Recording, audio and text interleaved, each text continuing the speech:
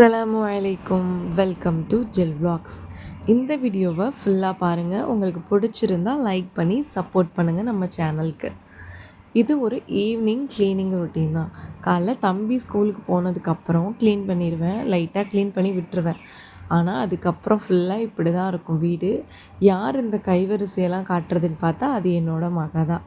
எவ்வளோ தான் நீங்கள் வீட்டை க்ளீன் பண்ணி வச்சாலும் பேப்பரை கட் பண்ணி போடுறது, ஏதாவது புதுசாக ட்ரெஸ் வாங்கிட்டு வந்துட்டிங்கன்னா அது கவரெல்லாம் பிச்சு போடுறது, அங்கங்கே நறுக்கி போடுறது, இந்த மாதிரி எல்லா வேலையும் என் பொண்ணு தான் பார்ப்பாங்க. கரெக்டாக மணி 3:45 ஆச்சு.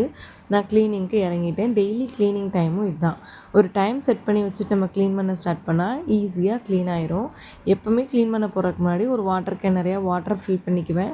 இந்த ஸ்லிப்பரை போட்டுக்குவேன், ஏன்னா பாத வலி வரக்கூடாதுங்கிறனால.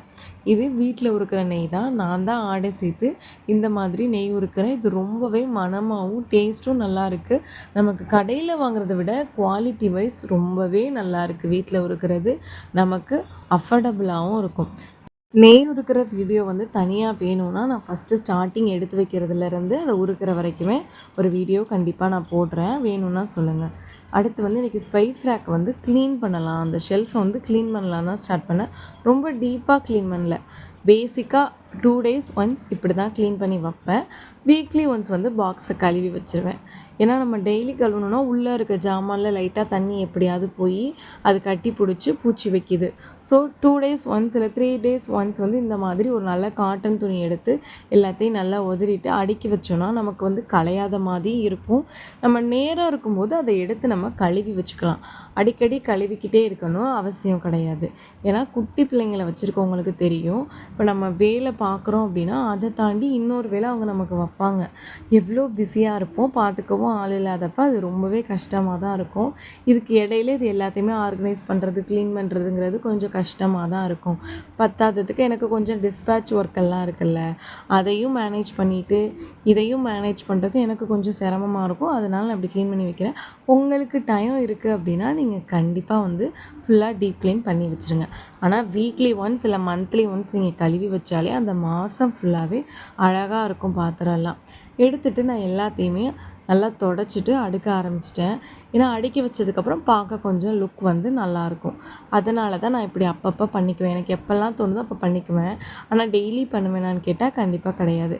ஃப்ரீயாக இருக்கும்போது நான் பண்ணிக்குவேன். ஏன்னா இதே நம்ம ரெகுலராக பண்ணிகிட்டேவும் இருக்க முடியாது. பட் க்ளீனிங் நான் டெய்லி பண்ணுவேன். சில நேரத்தில் நமக்கே அலுப்பாக இருந்துச்சு அப்படின்னா 2 days ஒன்ஸ் நான் பண்ணிக்குவேன். ஏன்னா குழந்தைங்கள வச்சுட்டு மேனேஜ் பண்ணுறது கஷ்டம். ஸோ நான் இதையும் கொஞ்சம் பேலன்ஸ் பண்ணி பண்ணிக்குவேன். நம்ம எப்போவுமே எல்லாத்துலேயுமே பர்ஃபெக்டாக இருக்கணும், பர்ஃபெக்டாக நம்ம வீடு இருக்கணும், பர்ஃபெக்டாக நம்ம கிச்சன் இருக்கணும்னு நினைக்கக்கூடாது. எல்லா நேரமும் பர்ஃபெக்டாக இருக்காது. ஸோ எல்லாத்தையுமே நம்ம அக்செப்ட் பண்ணி தான் ஆகணும். நம்ம எப்போவுமே பர்ஃபெக்டாக இருக்கணும்னு நினச்சிக்கிட்டே இருந்தோம்னா அதுவே நமக்கு ரொம்ப ஸ்ட்ரெஸ்ஸை கொடுக்கும்.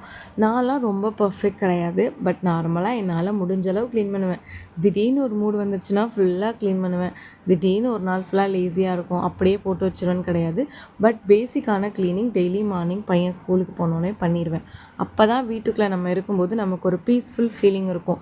ரொம்ப போட்டதை போட்டபடியே வச்சுருந்தோம் அப்படின்னா நமக்கும் ரொம்ப இன்னும் வேலை இருக்குன்னா மண்டைக்குள்ளே ஓடிட்டே இருக்குமே தவிர்த்து அந்த வேலையை பார்க்கணுன்னு நமக்கு தோணவே தோணாது. ஸோ அப்பப்போ சின்ன சின்ன க்ளீனிங் ஒர்க் பண்ணிக்கோங்க. உங்களை நீங்களே மோட்டிவேட் பண்ணிக்கோங்க. நம்மளை யாரும் மோட்டிவேட் பண்ண மாட்டாங்க. நம்மளை நம்ம தான் மோட்டிவேட் பண்ணிக்கணும். அதே போல் நமக்கு எதெல்லாம் இருக்கோ அதுக்கு கிரேட்ஃபுல்லாக இருக்கணும்.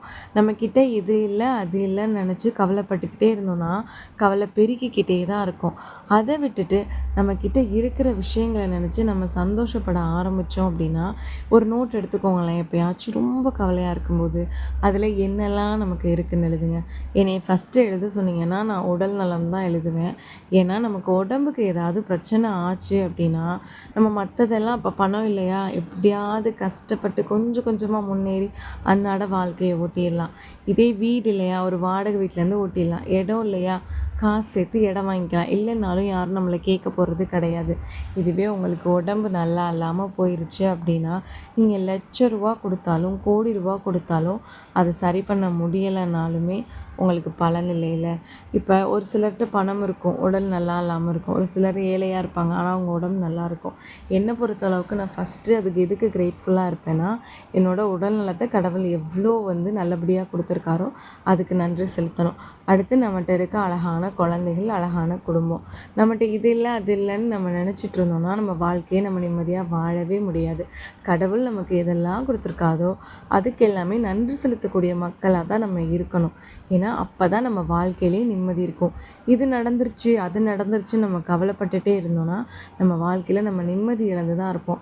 நடந்ததெல்லாம் நல்லதுக்கு, இனிமேல் நடக்க போகிறத நம்ம நல்லபடியாக நடத்தலாம், நம்மளால் முடியும், நம்மளோட கடவுள் துணையாக இருப்பார் அப்படின்னு நினச்சி நீங்கள் கொண்டுட்டு போங்க.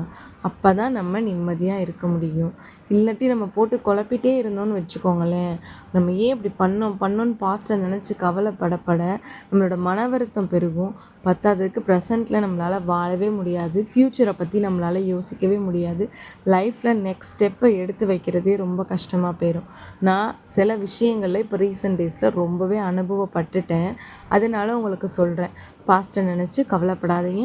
ப்ரெசன்ட் டைம் ஃப்யூச்சர்லையும் ஃபோக்கஸ் பண்ணுங்கள். கண்டிப்பாக உங்களுக்கு வெற்றி கண்டிப்பாக கிடைக்கும். இப்போ அடுப்பை எல்லாமே தொடச்சிட்டு தரையை தான் க்ளீன் பண்ண ஆரம்பித்தேன். நிறைய பேர் வீடியோஸில் பார்த்தாலும் என்னடா தரை எப்படி இருக்குன்னு நினைக்காதீங்க. இது அந்த கடப்பாக்கல். நான் எவ்வளோ தான் சோப்பு போட்டு கழுவுனாலும் அதில் இந்த பழைய எலுமிச்சம்பழம் கரைப்பட்டது, இந்த சின்ன சின்ன கரை எல்லாமே அதை விட்டு போகவே போகாது. அடுத்து நான் பாசிப்பருப்பில் பாத்திங் பவுடர் தான் ரெடி பண்ண ஆரம்பிச்சிட்டேன். மோஸ்ட்லி எனக்கும் பாப்பாவுக்கும் இதுதான் பாத்திங் பவுடராக நான் யூஸ் பண்ணுவேன். இது பாடி ஸ்க்ரப்பாகவும் நம்ம யூஸ் பண்ணிக்கலாம். பாசிப்பருப்பு எடுத்து வச்சுருந்தேன். இது ஊரில் அம்மா வீட்டிலேருந்து வரும்போதே நான் வாங்கிட்டு வந்துடுவேன். அங்கே கிராமம்னால அங்கே இந்த மாதிரி எல்லாமே விளைய வச்சதே கிடைக்கும். ஸோ நான் அதுவே அங்கேருந்து வாங்கிட்டு வந்துட்டேன். அதை லைட்டாக நான் ரொம்பலாம் வறுக்கலை. லைட்டாக அது சூடாகிற அளவுக்கு அது கொஞ்சம் அரையணும்ல கிறிஸ்பியாக, அந்த மாதிரி சும்மா ஒரு 2 வதக்கிட்டு அதை அப்புறமா கொஞ்சம் ஒரு சட்டியில் போட்டு நான் ஆற வச்சிட்டேன். எதுக்காக ஆற வச்சேன் அப்படின்னா, அப்போ தான் நம்ம மிக்சியில் போடும்போது பொறன்னு இருக்கும். ரொம்ப சூடாக போட்டோன்னா மிக்சியும் நமக்கு வீணாக போயிடும்.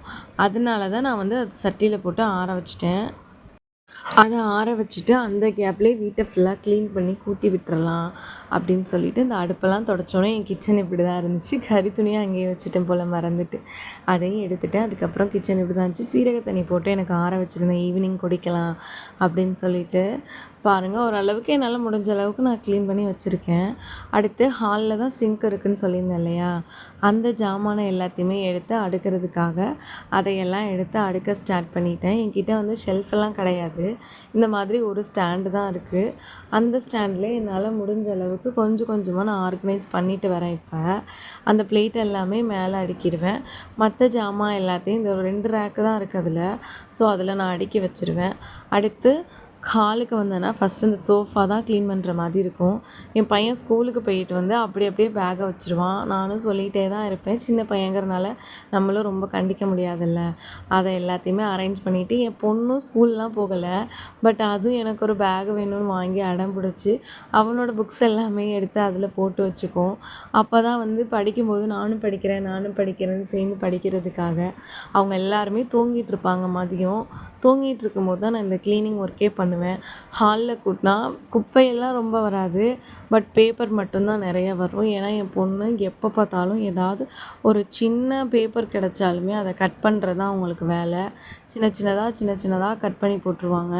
அப்புறம் இந்த துணி துவைக்கிற கிளிப்பெல்லாம் எடுத்து குப்பையில் போட்டுருவாங்க. அதெல்லாம் நான் கூட்டும்போது ஒன்றையும் பார்க்கணும். எப்போ குப்பை கூட்டினாலும் இப்போல்லாம் குப்பை கூட்டும்போது நான் எதுவும் எதுவும் தோடு கிடக்கா, திருகாணி கிடக்கா, வேறு ஏதாவது வீட்டில் இருக்க முக்கியமான டாக்குமெண்ட்ஸ் கிழிச்சு போட்டிருக்காங்களா, அந்த மாதிரி பார்ப்போம். ஏன்னா நம்ம கடைக்கு போயிட்டு அசந்து மறந்து ஏதாவது டேபிளில் வச்சுட்டாலுமே கிழிச்சு போட்டுருவாங்க. வீடெல்லாம் கூட்டினோன்னே இந்த மாதிரி தாங்க க்ளீனாக இருந்துச்சு. அப்புறமா பார்த்தா அந்த பாக்ஸ் மட்டும் கிடந்துச்சு, அதையும் எடுத்து வச்சதுக்கப்புறம் இப்போ தான் எனக்கு கொஞ்சம் மைண்ட் ரிலாக்ஸாக இருக்குது. இனிமேல் என்ன பண்ணுவேன் அப்படின்னா, கொஞ்சம் நேரம் உட்காந்துருப்பேன். வச்சிடலாம் அப்படின்னு சொல்லி அரைக்க வந்தேன். அரைச்சிட்டு அதை என்ன பண்ணேன்னா, ஒரு சின்ன பாக்ஸில் போட்டு வச்சுட்டேன். அது ஒரு வாட்டர் கேன் மாதிரி இருக்கும். இதை அரைச்சோன்னே உங்களுக்கு இந்த மாதிரி தான் பவுட்ரு மாதிரி வரும். இப்போ நான் காட்டுறேன் இல்லையா, இந்த மாதிரி பவுட்ரு கன்சிஸ்டன்சியில் தான் வரும். இது ரொம்பவும் நைஸாக இருக்குன்னு சொல்ல முடியாது, ரொம்பவும் குறைன்னு இருக்குன்னு சொல்ல முடியாது. நம்ம லைட்டாக வதக்கி விட்டனாலேயே அது ஈஸியாக அரைஞ்சிருக்கும். இந்த மாதிரி ஒரு வாட்டர் கேனில் தான் நான் ஸ்டோர் பண்ணி வச்சுருக்கேன். ஏன்னா இந்த பாக்ஸ் தான் இப்போதைக்கு என்கிட்ட எம்டியாக அவைலபிளாக இருந்துச்சு. இதில் ஸ்டோர் பண்ணி நான் கிச்சன் கிட்டேயே வச்சுட்டேன், ஆயில் பாட்டில் கிட்ட. அப்போ தான் எனக்கு கொஞ்சம் டெய்லி ஞாபகம் வரும், ஃபேஸ்க்கு அப்ளை பண்ணலாம், பாடிக்கு ஸ்க்ரப்பாக யூஸ் பண்ணலாம் அப்படின்னு சொல்லிட்டு. அதுக்குள்ளே என் மகன் கம்ப்ளைண்ட் பண்ண ஆரம்பிச்சிட்டாங்க. அவங்க அண்ணன் எரேசர் எடுத்துட்டானா, கொடுக்க மாட்றான்னு. இது கூட நான் பால் தான் சேர்த்துக்கிட்டேன். பால் சேர்த்துக்கும்போது எனக்கு வந்து கொஞ்சம் ட்ரை ஸ்கின். அதனால வந்து நான் பாலும், அது கூட ஆலிவ் ஆயிலுமே ஆட் பண்ணிக்கிட்டேன்.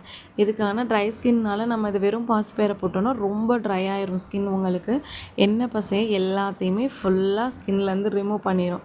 அது கூட நமக்கு டஸ்ட்டு இந்த டார்க் ஸ்பாட்லாம் இருந்தாலுமே கொஞ்சம் கொஞ்சமாக குறைய ஆரம்பிச்சிரும். ரெகுலராக யூஸ் பண்ண மாட்டேன். வீக்லி 3 டைம்ஸ் 4 டைம்ஸ் இந்த மாதிரி தான் யூஸ் பண்ணுவேன். ஆலிவ் ஆயிலும் சேர்க்கும்போது நமக்கு வந்து அந்த ஃபுல்லாக அந்த வறட்சியாக இல்லாமல் நல்லா வந்து பாலில் இருக்க அந்த கொழுப்பும் சரி, ஆலிவ் ஆயிலில் இருக்க அந்த ஆயிலுமே நமக்கு வந்து ஒரு க்ளோ கொடுக்கும். அதே நேரம் கொஞ்சம் பளிச்சுன்னு இருக்கும் முகம். அதுக்காக தான் யூஸ் பண்ணுறேன். லாஸ்ட்டாக பாலை காய்ச்சிட்டு அடுத்து என்ன டீயை போட்டு குடிச்சிட்டு கொஞ்சம் நேரம் ரெஸ்ட் எடுக்க வேண்டியதான். அவ்வளோதான். இந்த vlog முடிஞ்சுச்சு. நெக்ஸ்ட்டு ஒரு நல்ல vlogல உங்களை